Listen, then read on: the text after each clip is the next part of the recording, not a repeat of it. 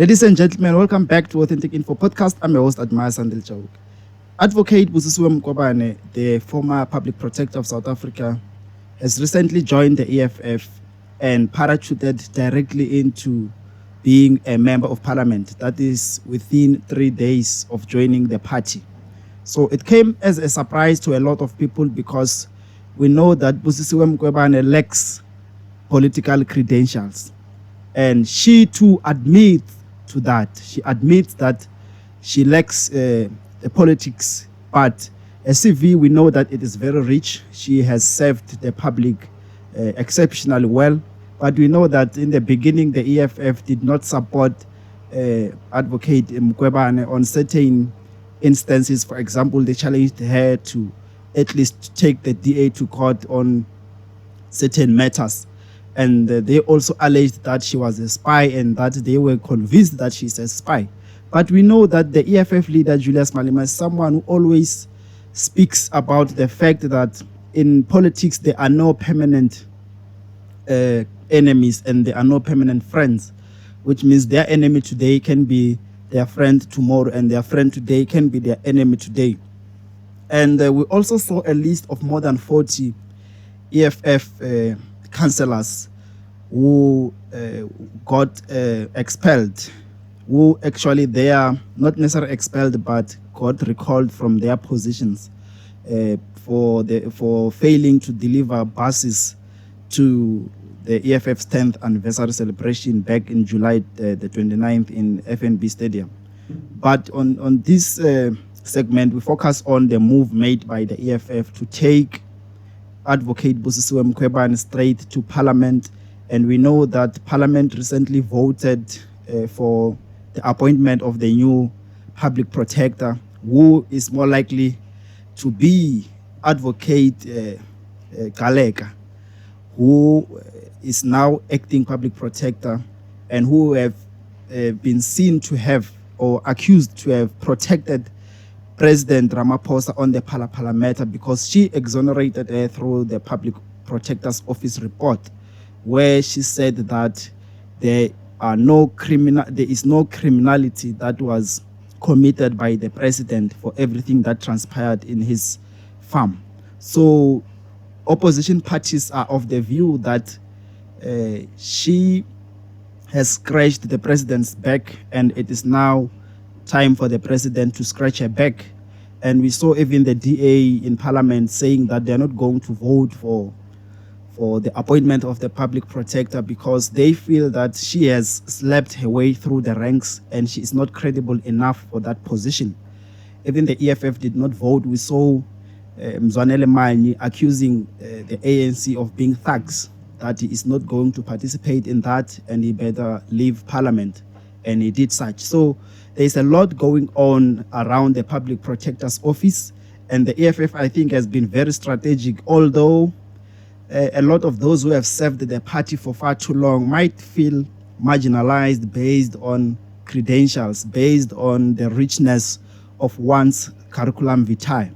So it is quite surprising, but other political analysts are of the view that it is a wise move that has been taken by the EFF to take someone of Advocate Mkhwebane's caliber straight to be a member of parliament, looking at her administrative work and her experience in the Public Protector's Office as a senior investigator and as a legal brain herself.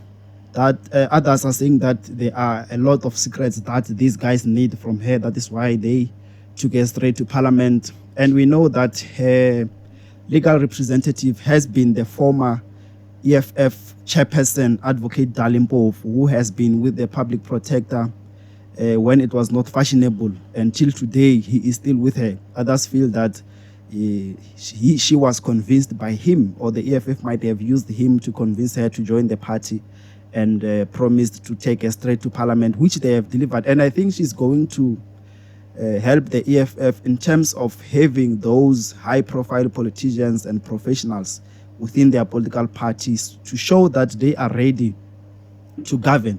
And we know that the EFF leader, Julius Malema, has long been saying that in the EFF, they prioritize quality. They see no need for keeping someone who is a professional or very experienced on particular issues or profession, they see no need to keep that person on the ground doing nothing. So that is why the likes of Mzwanele Manyi, as soon as they joined the EFF, they created positions for them in parliament, and they are seen to be very productive and very active in their roles.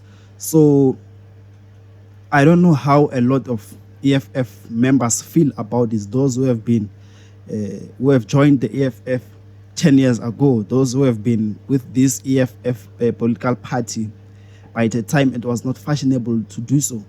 Those who have lost a lot of benefits, a lot of connections and opportunities because of merely joining the EFF as soon as it was formed. Those who might be marginalized today because they lack credentials. And isn't this going to create a room for what the EFF call political careerists, who they are trying to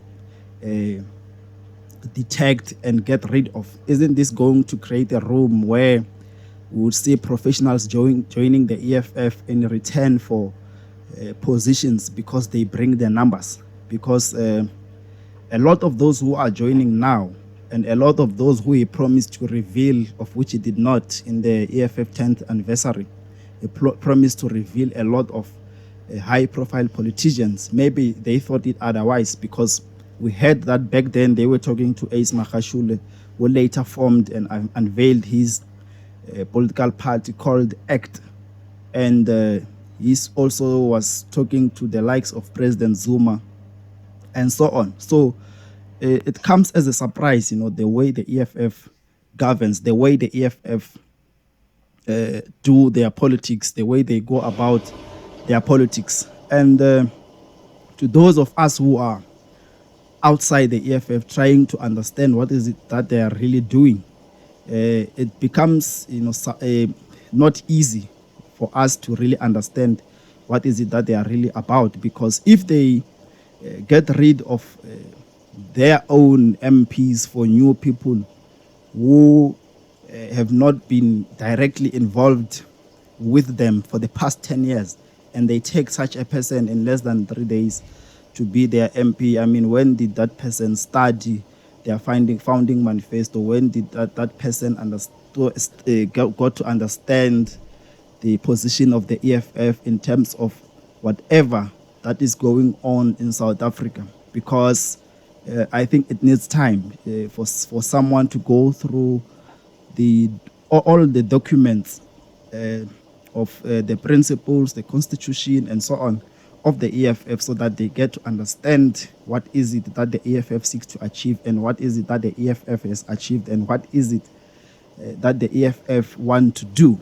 So they have their own reasons, they have their own understanding that informs them to arrive to a conclusion where when someone joins them in less than 3 days, they are sworn in as a member of parliament, and they have to get rid of someone in parliament. So it's something which is not cannot be easily digested on the ground. It needs the EFF to politically educate a lot of us so that we understand why they do that. This is Authentic Info Podcast. I'm your host, Admas Andile. Don't forget to subscribe, hit the notification bell, and let us grow together. Thank you.